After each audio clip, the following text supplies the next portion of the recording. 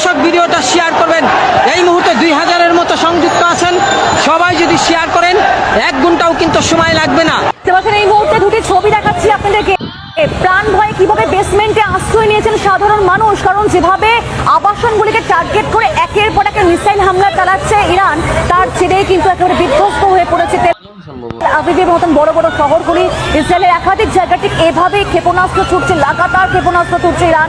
তার জেরে সাধারণ মানুষ তারা ভয় পেয়েছে, যেমন তাদেরকে সেনার তরফ থেকে সতর্ক করা হয়েছে। তারা প্রাণ ভয়ে কোথায় আশ্রয় নিচ্ছেন? বেসমেন্টে আশ্রয় নিয়েছে। দেখুন সেই ছবি, বহু মানুষ সেখানে রয়েছেন, চোখে মুখে তাদের আতঙ্কের ছাপ, কারণ এই যে রাজার রাজা যুদ্ধ হচ্ছে এবং সেখানে সাধারণ মানুষরা তারা এই উলুখাগড়ার মতন এদিক ওদিক ঘুরে বেড়াচ্ছেন, তাদের জীবনে এই মুহূর্তে টানাটানি এবং প্রাণ ভয় তারা বেসমেন্টে সেখানে আশ্রয় নিয়েছেন, কারণ সেনার তরফ থেকে তাদেরকে সতর্ক করে বলা হয়েছিল।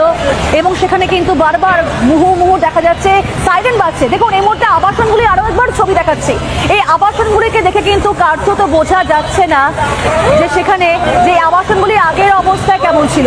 কার্যত দেখে একেবারে বোঝার উপায় নেই এগুলো আগের অবস্থা কেমন ছিল। কিন্তু বড় বড় আবাসন এই রাজধানী শহর তেল আবিবে, আর সেটা কার্যত একটা বধ্যভূমে পরিণত হয়েছে, ধ্বংসস্তূপে পরিণত হয়েছে, কোনো কিছুই অবশিষ্ট নেই। এই আবাসনগুলিকে টার্গেট করেছে ইরান এবং সেখানে মুহুর্মুহু যেভাবে একের পর এক মিসাইল নিক্ষেপ করেছে ইরান, এবং তাতেই ধ্বংসস্তূপে পরিণত হয়েছে।